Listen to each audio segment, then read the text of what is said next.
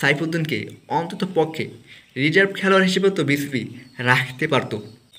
আসসালামু আলাইকুম। অবশেষে সেই বহুল প্রতীক্ষিত বাংলাদেশের বিশ্বকাপ স্কোয়াড ঘোষণা করা হলো, যেখানে রয়েছে অনেক চমক এবং অনেক বিতর্ক। প্রথমেই বিতর্ক হলো মোহাম্মদ সাইফুদ্দিনকে কেন বাদ দেওয়া হলো এবং লিটন কুমার দাস কীভাবে এখনও স্কোয়াডে থাকে এবং বিশ্বকাপের মতো স্কোয়াডে কীভাবে তাকে যুক্ত করা হয়। এবং সবচেয়ে মজার বিষয় এবং খুশির সংবাদ হলো যে তাসকিন আহমেদকে বিশ্বকাপে বাংলাদেশের সহকারী অধিনায়ক বানানো হয়েছে। নাজমুল হোসেন শান্তর সঙ্গে তাসকিন আহমেদকে বাংলাদেশের ভাইস ক্যাপ্টেন নিযুক্ত করা হয়েছে।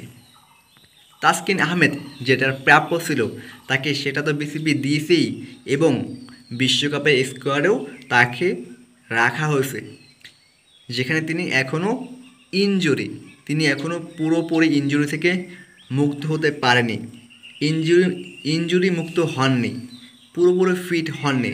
তারপর বিসিবি তার উপরে আস্থা রেখেছে এবং তাকে ভাইস ক্যাপ্টেন হিসেবে বিশ্বকাপের স্কোয়াডে যুক্ত করেছে। সেটা সত্যি আনন্দের বিষয় এবং সুসংবাদ বাংলাদেশ ক্রিকেটের জন্য। এবং সবচেয়ে কষ্টের ও খারাপ বিষয় হলো যে মোহাম্মদ সাইফুদ্দিনকে মাত্র দু একটা ম্যাচ দেখেই তাকে বিশ্বকাপের স্কোয়াড থেকে ড্রপ করা হলো এবং তার পরিবর্তে বিশ্বকাপের স্কোয়াডে তানজিম হাসান সাকিবকে পিক করা হলো। এবং মোহাম্মদ সাইফুদ্দিনকে বিশ্বকাপের স্কোয়াড থেকে ড্রপ করার বিষয়ে প্রধান নির্বাচক গাজী আশরাফ হোসেন লিপু বলেন, সাইফুদ্দিনের বোলিং নাকি তার কাছে বিরক্ত লাগে। তিনি ঠিকঠাক মতন ইয়র্কার দিতে পারেন না, ডেথ ওভারে ভালো বোলিং করতে পারেন না এবং তাদের যে প্রত্যাশার জায়গাটা ছিল সেটা তিনি পূরণ করতে পারেননি, যার কারণে মোহাম্মদ সাইফুদ্দিনকে বিশ্বকাপের স্কোয়াড থেকে বাদ দেওয়া হয়েছে এবং তানজিম হাসান সাকিবকে পিক করা হয়েছে। এবং সবচেয়ে খারাপ ও নিকৃষ্ট যে বিষয়টা সেটা হলো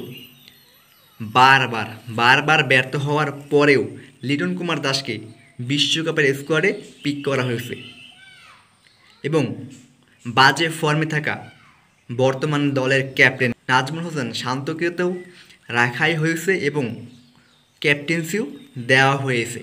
এটা সবচেয়ে বাজে খবর এবং বাজে অবস্থা যে অফ ফর্মে থাকা ক্রিকেটারকে দলে রেখে স্কোয়াডে রেখে বিশ্বকাপের মতো স্কোয়াডে রেখে যারা ফর্মে রয়েছে, যাদের চাহিদা রয়েছে, যাদের ম্যাচের মোড় ঘুরিয়ে দেওয়ার অ্যাবিলিটি রয়েছে, তাদেরকে বাদ দেওয়া হয়েছে।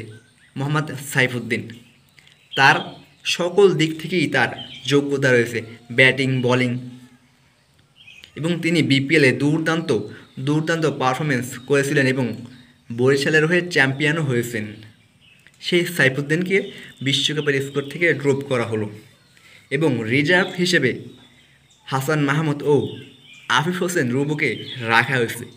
সাইফুদ্দিনকে অন্তত পক্ষে রিজার্ভ খেলোয়াড় হিসেবে তো বিসিবি রাখতে পারত, মেইন যে স্কোয়াড সেখানে না রাখলেও রিজার্ভ খেলোয়াড় হিসেবেও তাকে রাখতে পারত।